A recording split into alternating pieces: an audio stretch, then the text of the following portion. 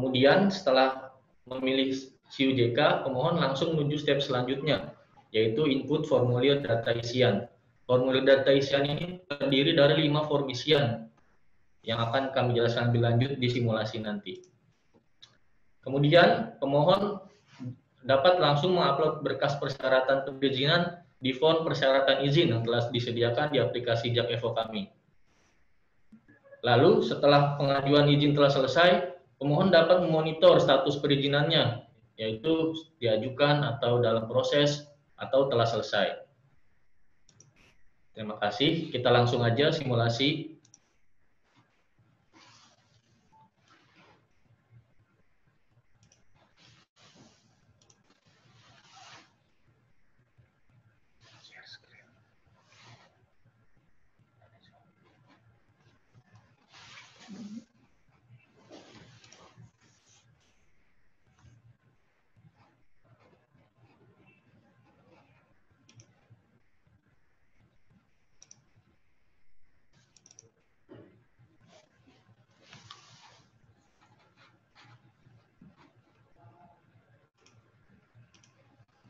Ini adalah tampilan awal website aplikasi kami sebelum melakukan login. Kita langsung isi kredensial kita, yaitu berupa email dan password, kemudian kita klik masuk. Ini adalah tampilan dashboard kita. Ada beberapa fitur di sini yang dapat saya jelaskan, yaitu fitur dashboard. Di sini tempat kita melihat semua status izin yang telah kita ajukan atau yang telah diproses dan telah selesai dan sebagainya. Kemudian ini juga bisa lihat izin kita secara detail di tab izin saya.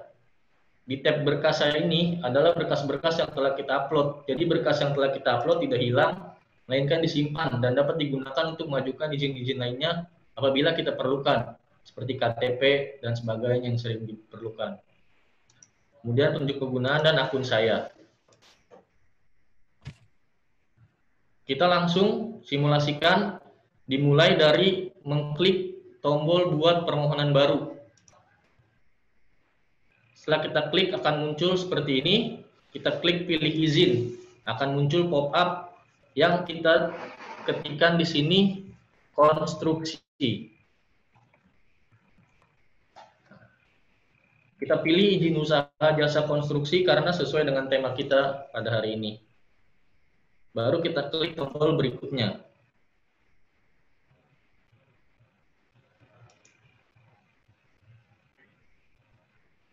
Akan muncul halaman seperti ini. Kita klik permohonan baru atau perubahan. Kita coba permohonan baru. Kita pilih tipe perizinan kita, perusahaan, yayasan, atau pemerintahan, dan di sini kita masukkan lokasi kantor kita. Dalam case ini kita coba mall pelayanan publik.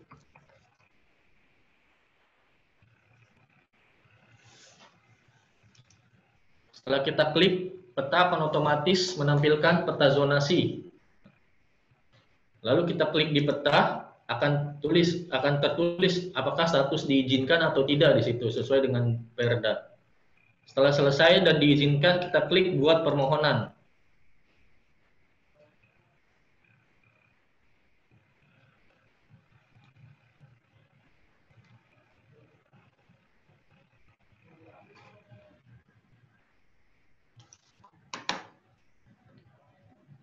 Nah, di sini akan muncul halaman isian yang tadi, seperti yang saya telah jelaskan, ada 5 form isian dan 1 form persyaratan. Yang form pertama ini identitas pemilik atau penanggung jawab perusahaan. Ini kita masukkan dengan NIK penanggung jawab, kita pilih jabatannya, dan nama ini telah terintegrasi dengan sistem BKPRD. Jadi ketika kita masukkan NIK penanggung jawab, akan muncul apakah ada tanggungan pajak atau enggak. Kemudian kita isi juga nih nomor telepon atau handphone kita yang aktif. Nah, ini dia sedang melihat sistem pajak kita.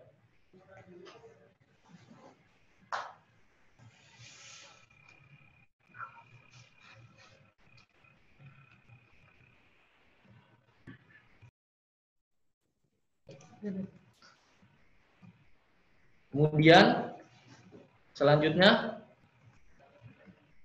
kolom isian identitas perusahaan. Ini disesuaikan dengan identitas perusahaan yang Bapak Ibu miliki, yaitu ada nama perusahaan, nomor induk berusaha yang didapatkan dari OSS, kemudian kita pilih bentuk perusahaannya, entah PT atau CV dan lain sebagainya. Kita pilih juga bidang usaha kita pilih status kantornya tetap, bersama atau virtual office, kemudian kita isi alamat kantor kita. Juga kita isi nilai kekayaan bersih perusahaan. Kemudian kita isi NPWP perusahaan. Di sini juga ada isian NPWP perusahaan ini juga telah terhubung dan dicek apakah ada kekurangan pajak atau tidak. Nah, kemudian kita kita masukkan isian nomor telepon perusahaan, nomor fax perusahaan, jenis usaha. Di sini kami masukkan jasa konsultasi, kemudian kegiatan jasa usaha, RT RW dan kode pos perusahaan dan wilayah perusahaan. Kemudian masuk ke form isian ketiga, yaitu data anggota asosiasi. Di sini kita dapat memasukkan lebih dari satu.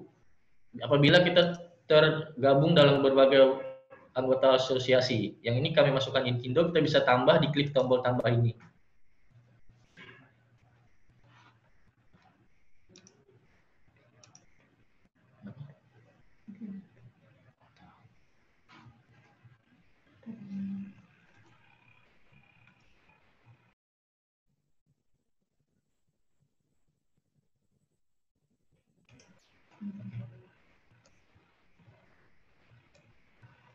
Kemudian kita masuk ke data klasifikasi pekerjaan.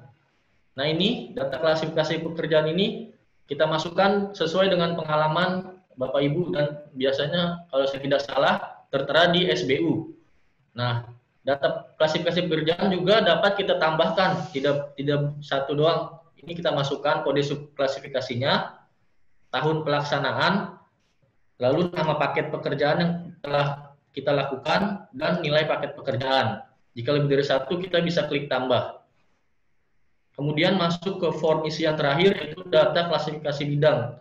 Ini pun sesuai dengan SBU yang Bapak Ibu miliki, yaitu kita masukkan klasifikasi bidang usaha kita, kode subklasifikasi, nama subklasifikasi, dan subklasifikasi kita. Ini dalam satu kode klasifikasi bidang usaha kita dapat menambahkan beberapa subklasifikasi. Kita juga dapat menambahkan beberapa bidang sesuai dengan SBU yang kita miliki. Lalu terakhir, kita upload semua persyaratan izin kita.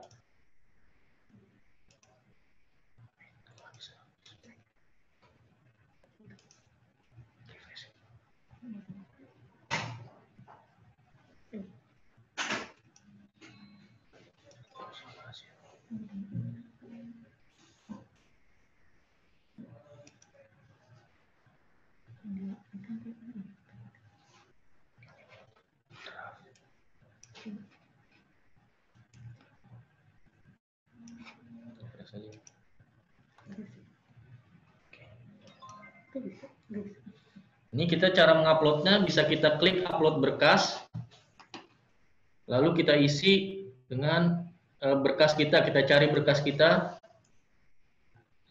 lalu kita upload.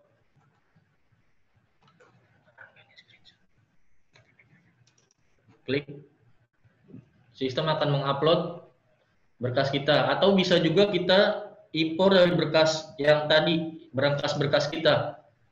Misalnya NPWP ini, kita import berkas NPWP kita yang telah berhasil kita input di izin sebelumnya atau di kesempatan sebelumnya. Lalu kita isi semua, pastikan ini semua sudah terisi. Step terakhir kita submit formulir.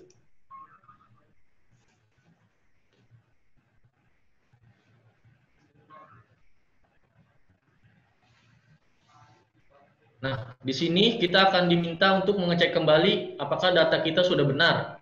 Apabila kita sudah yakin data yang kita isi benar, lalu kita klik ajukan permohonan.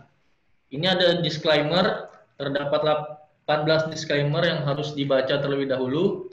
Apabila sudah yakin, lalu kita klik saya setuju dan buat perizinan.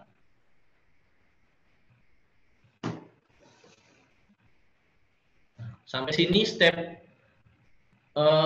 alur pemenuhan komitmen sudah selesai, status izin telah berhasil diajukan.